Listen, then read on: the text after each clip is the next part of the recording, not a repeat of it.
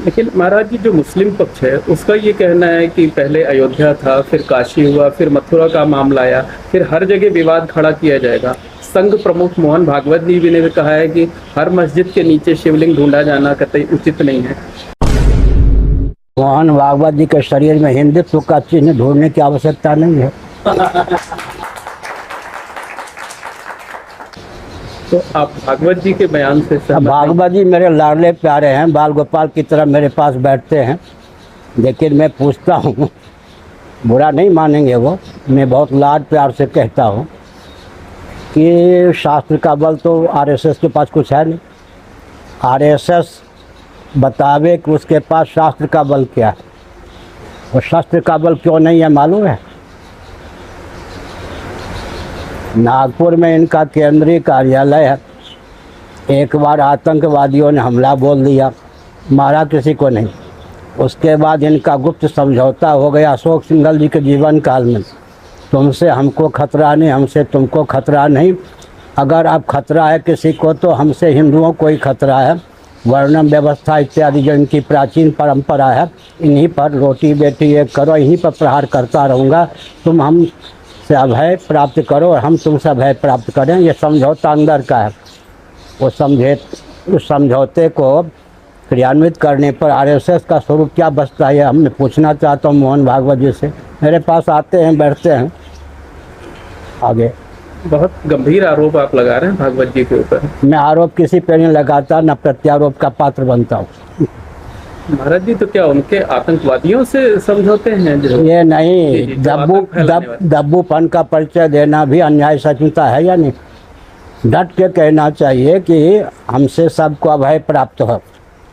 हम बर्बरता का परिचय नहीं देते हैं, लेकिन मानवाधिकार की सीमा में हमको न्याय मिलना चाहिए। शांति के नाम पर हम अन्याय सहिष्णु नहीं हो सकते, और न्याय सहिष्णुता के नाम पर हम बर्बर भी नहीं हो सकते। हमारी सुधारता का कोई दुरुपयोग न करे। साथ ही साथ गीता का तात्पर्य क्या है व्यावहारिक धरातल पर? अर्जुन, जिस कगार पर दुर्योधन ने तुझको खड़ा कर दिया है, उस परिस्थिति में शांति के समझौते के सारे मार्ग अवरुद्ध हो गए। मैं स्वयं शांति दूत होके गया। 5 पांडवों के लिए मैंने 5 ही गांव मांगा, तो मेरा प्रस्ताव भी ठुकरा दिया गया। अब जिस कगार पर तुमको दुर्योधन ने पहुंचा दिया है, धृतराष्ट्र ने पहुंचा दिया है, तुम्हारा छात्र धन ललकार के कहता है कि कर्तव्य का निर्णय एकांगी नहीं होता। तो महाराज जी, क्या उनके बयान से गलत संदेश दे गया है? देखिए मोहन भागवत जी का अपना स्तर है, उनकी समीक्षा एक शंकराचार्य से करवाना आपके लिए भी अनुकूल नहीं और उचित नहीं। अच्छा महाराज जी, ये सुनिए, राजनेता अपनी बात बदलते रहते हैं। मोहन भागवत जी जो हैं अपनी बात दूसरे ढंग से कह सकते हैं। मेरा तात्पर्य ये नहीं था, वो नहीं था, मैं बात बोल के मुकर नहीं सकता। मुझसे मोहन भागवत जी की समीक्षा करवाना उचित नहीं। हमने मान्य गुरुओं से संपूर्ण वैदिक वाङ्मय का अध्ययन किया है। साम, दान, दंड, भेद, उपेक्षा, इंद्रजाल, माया, ये 7 प्रकार की नीतियाँ होती हैं। अग्नि पुराण, मत्स्य पुराण के अनुसार भगवान की कृपा से 7 प्रकार की नीतियों में मेरी अबाध गति है। इसलिए मैं एक संकेत करना चाहता हूँ कि साम नीति का मैं ऐसा उपयोग करता हूँ कि आवश्यकता अनुसार पात्र भेद से वह दान, दंड, भेद, इंद्रजाल, उपेक्षा, माया का भी रूप धारण कर लेता है। पहले तो मैंने मोहन भागवत जी से बड़े लाड प्यार से कहा था। गोष्ठी में 1 घंटा मेरे पास बैठे थे, फिर एकांत में 1 घंटा बैठे।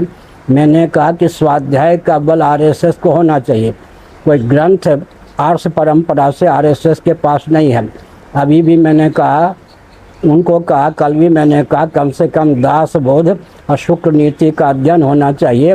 हिंदुओं की संस्था है, लेकिन उसके पास स्वाध्याय के लिए अब तक कोई ग्रंथ ही नहीं है।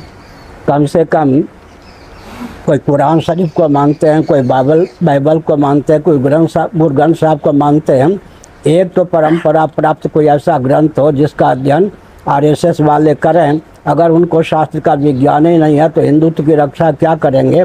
भव्य भारत की संरचना किस प्रकार करेंगे? सृष्टि की रचना का ही ज्ञान नहीं है, सृष्टि के संचालन का विज्ञान कैसे होगा?